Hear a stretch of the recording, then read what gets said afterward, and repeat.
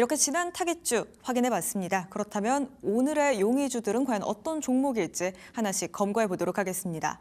먼저 오늘의 첫 번째 용의주로서는 ABL 바이오 제시해 주셨습니다. 오늘 시장에서 코스닥 강세 보이고 있고요. 제약 바이오의 힘이 또 뚜렷하게 나타나는 것 같습니다, 반장님. 네. 바이오 종목을 볼 때 가장 중요한 질문이 하나 있죠. 이 회사 이야기를 글로벌 빅파마도 같이 믿고 있느냐라는 건데 말로는 누구나 파이프라인을 설명할 수 있지만요. 실제로 돈을 넣고 지분을 사고 계약서에 사인하는 주체는 좀 다릅니다. ABL 바이오 같은 경우는 GSK에 이어서 이번에 이제 릴리가 직접 지분을 들고 들어왔죠. 그리고 이제 시선은 자연스럽게 다음 이벤트로 좀 향하고 있는데 전 세계 제약사들이 한 자리에 모이는 무대, 바로 JP모건 헬스케어 컨퍼런스. 어떻게 보면은 ABL 바이오는 지금 가능성의 구간이 아니라 계약이 현실에 좀 되는 구간에 서 있다라고 볼 수 있습니다. 우선 이제 ABL 바이오를 볼 때 가장 중요한 관점은 이 회사가 이벤트를 결과로 증명해 왔던 이력인데요. 앞으로 이제 개최될 이제 JP모건 헬스케어 컨퍼런스 같은 경우는 단순한 기업 설명회가 아니라 전 세계 이제 빅파마들이 한 해 R&D 전략과 그리고 M&A 그리고 기술 도입 우선순위를 확정하는 실질적인 협상 테이블입니다. ABL 바이오는 이미 이 무대에서 성과를 만들어 본 경험이 있죠. 지난해 이제 바이오 유럽에서 논의를 시작을 했었고, 그리고 올해 1월 달에 JP모건 헬스케어 컨퍼런스에서 릴리랑 GSK를 만난 뒤에 실제로 GSK 기술 이전 계약이 체결이 됐었고요. 그리고 이어서 릴리와의 대형 기술 이전, 거기다 지분 투자까지 연결이 됐었습니다.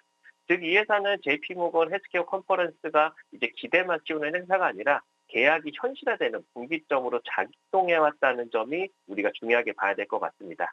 그리고 특히 이제 회사가 직접 연내 2건의 추가 기술 이전을 공언을 했고요. 그중 한 건은 이미 릴리로 채워진 상태고 이제 남은 한 건은 시장은 자연스럽게 JP모건 기간 중 추가 논의 직전 혹은 윤곽 공개 가능성에 주목할 수밖에 없는 구간인데 주가의 시계는 이미 실적이 아니라 다음 계약 쪽으로 넘어가 있다라고 보는 게 맞을 것 같습니다. 그리고 이제 이번 릴리 이슈는 이제 기존 바이오 기술 이전 뉴스와는 조금 차원이 다르죠. 릴리는 이제 ABL 바이오의 파이프라인 하나를 사간 것이 아니라 회사 자체의 투자자이자 동맹으로 좀 들어갔습니다. 글로벌 최대 비만 치료제 기업이 우리나라 이제 바이오 기업 지분을 직접 취득을 했다라는 거는 단순한 이제 재무적 투자로 볼 게 아니라 이거 명확하게 장기적인 이해관계 공유 선언입니다. 릴리가 주목한 이 핵심은 당연히 그래파디 B 플랫폼인데 그 내열관 장벽을 통과하지 못해서 좌절했던 항체나 R&D 치료제를 이제 IGF-1R 그러니까 를 활용해가지고 뇌 안으로 전달하는 기술, 즉 이제 뇌질환 신약 개발의 필수 인프라에 해당하는 플랫폼이죠. 이미 이제 알츠하이머나 파킨슨병을 넘어서 비만, 근육 질환으로 이제 적응증 확장이 공식적으로 언급이 되고 있고요. 특히 이제 비만 치료제 시장이 커질수록 반대로 커질 수밖에 없는 부작용이나 근감속증, 이 영역은 아직도 이제 글로벌 빅파마들도 뚜렷이 해답을 못 찾은 시장인데 릴레가 이제 ABL 바이오를 선택한 이유는 단순하죠. 지금 당장 쓰기 좋은 기술이라기보다는 앞으로 이제 10년 동안 확장 가능한 플랫폼이기 때문입니다. 그리고 이제 ABL 바이오를 단순한 플랫폼 기업으로만 보면 안 되는 이유는 바로 이제 임상 데이터가 실제로 쌓이고 있다는 점인데 이중항체 이제 ABL5003 같은 경우는 PLL1과 그리고 4-1BB를 동시에 겨냥한 면역 항암제 후보로서 효능은 좋은데 부작용이 문제였던 4-1BB 같은 경우는 계열을 한 개를 구조적으로 좀 보완한 파이프라인이다라고 볼 수 있습니다.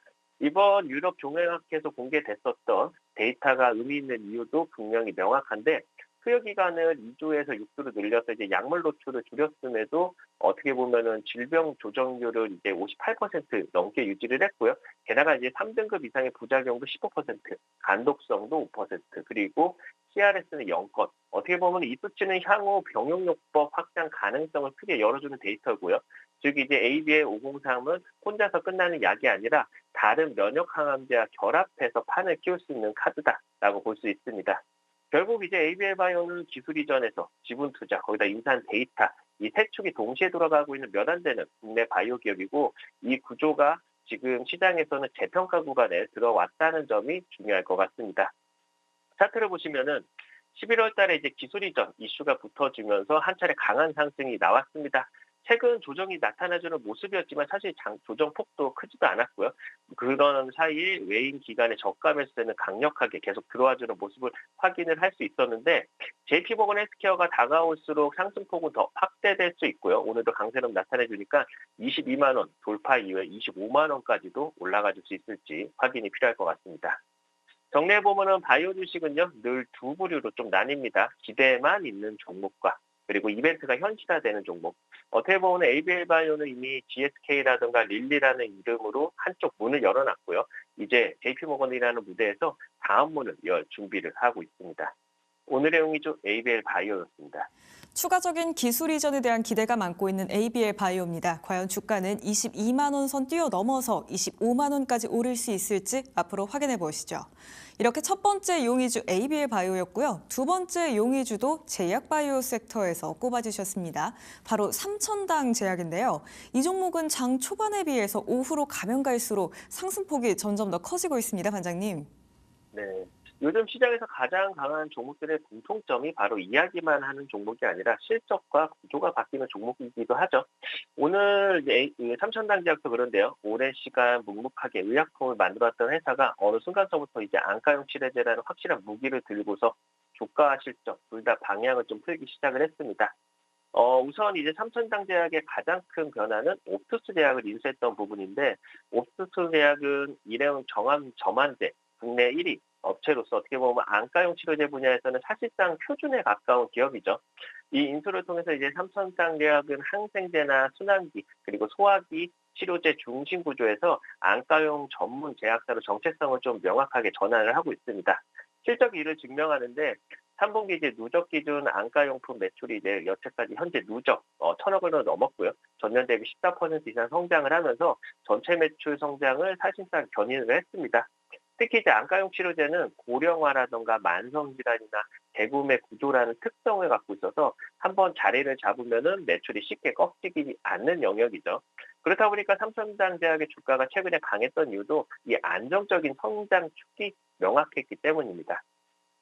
그리고 이제 이번 분기 실적에서 가장 중요한 포인트, 3분기 실적에서 가장 중요한 포인트는 흑자 전환 그 자체였다라고 볼 수 있는데 매출, 영업이익이 모두 성장을 한 상태고요. 특히 이제 영업이익 같은 경우는 적자에서 흑자로 돌아섰고 순이익도 45억 원 흑자 전환입니다. 특히 이제 주목할 만한 부분은 해외 비중인데 3분기 해외 매출이 전년 대비 한 70% 정도 증가를 했고요. 이는 단순히 환율 효과가 아니라 아시아 지역을 중심으로 완제의약품 수출이 실제로 늘어나고 있다는 의미이죠. 또 하나의 중요한 변화는 바로 연구개발비를 무리하게 늘리는 구간은 벌써 지났고 선별적 투자 단계로 넘어왔다는 점인데요.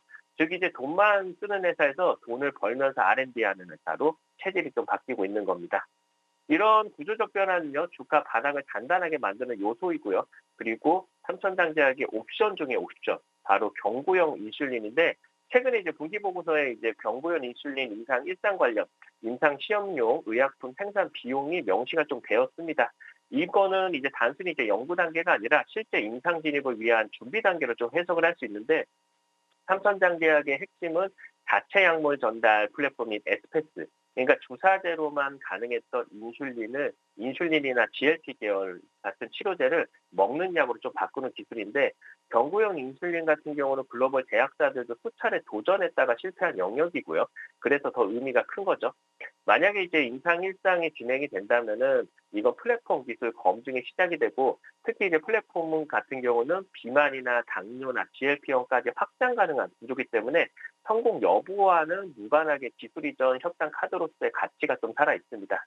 시장은 아직 이 부분을 가능성 정도로만 반영하고 있다 보니까요. 그래서 더 의미가 있다라고 좀 볼 수가 있을 것 같습니다.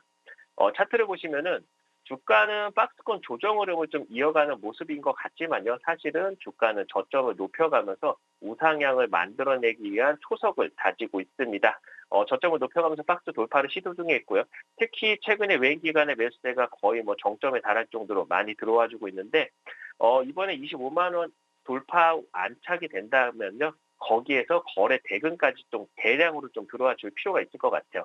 그래서 이번에 이제 25만 원 돌파와 거래 대금까지 동반이 된다면은 추세는 다시 한번 강한 우상향으로 바꿔줄 수 있는 만큼 돌파고 확인이 필요할 것 같습니다.